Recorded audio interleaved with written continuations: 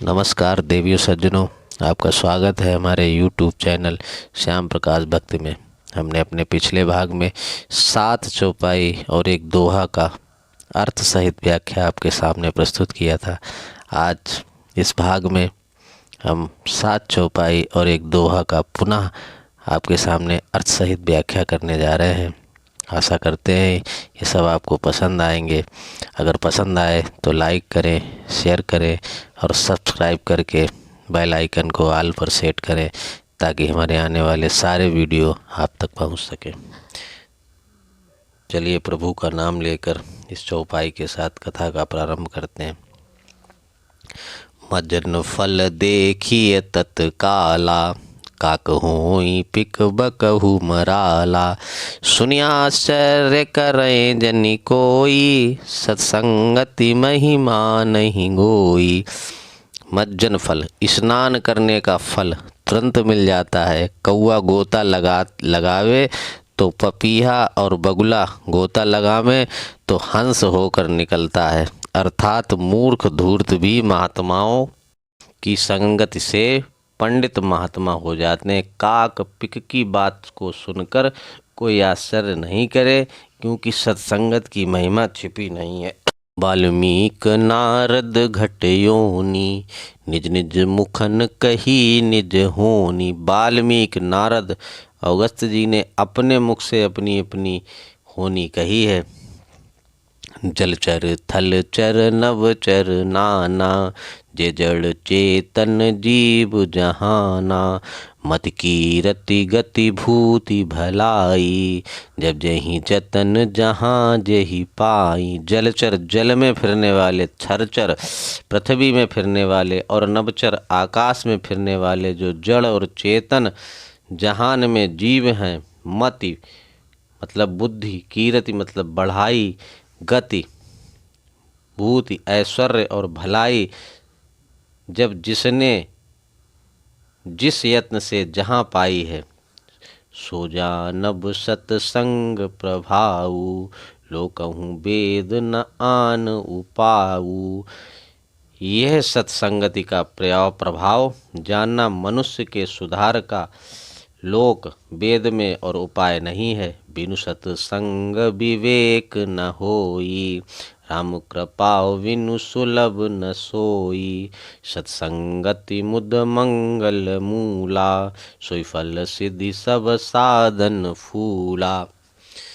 बिना सत्संग किए ज्ञान नहीं होता है, और वह सत्संग राम की कृपा के बिना प्राप्त नहीं होती है। साधु संगति जो आनंद और मंगल की मूल है, वही सब साधन दान यज्ञ तप आदि फलों का सिद्ध फल है।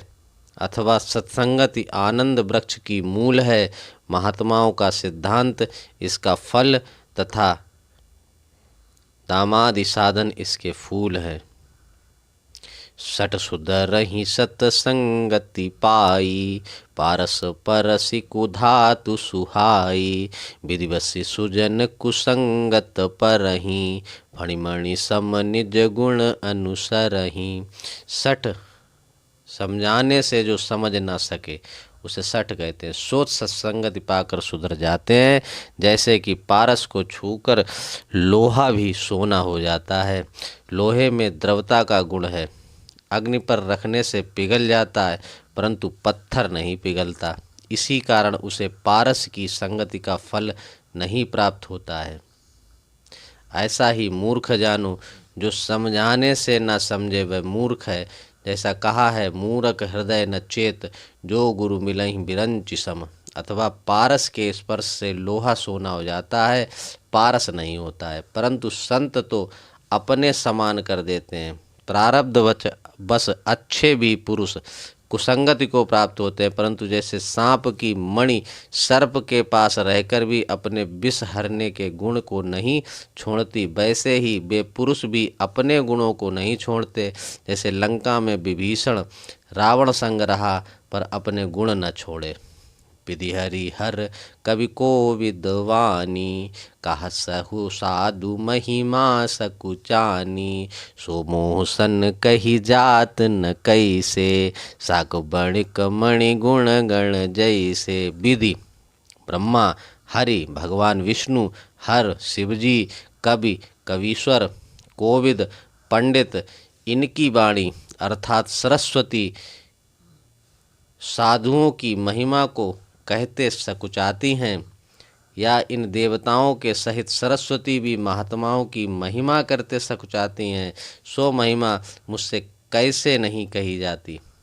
जैसे तरकारी बेचने वाला मणियों को गुणों को नहीं जानता है, ऐसे ही मैं भी वर्णन नहीं कर सकता हूँ। बन्नहु संत समान चित, हित अनहित नहीं कोई, अंजलिगत शुभ सुमन जिमी, सम सुगंध कर दोय। संत महात्माओं का समान चित्त है और हित अनहित जिनके कोई नहीं है, ऐसे साधुओं की मैं वंदना करता हूँ। जैसे अंजलि में पुण्य लेने से, पुष्प लेने से हाथों में पुष्प बराबर सुगंध कर देते हैं। आज की कथा को यहीं विराम देते हैं। आगे की कथा जानने के लिए हमारे चैनल को सब्सक्राइब करें और बेल नोटिफिकेशन को ऑल पर करें। धन्यवाद।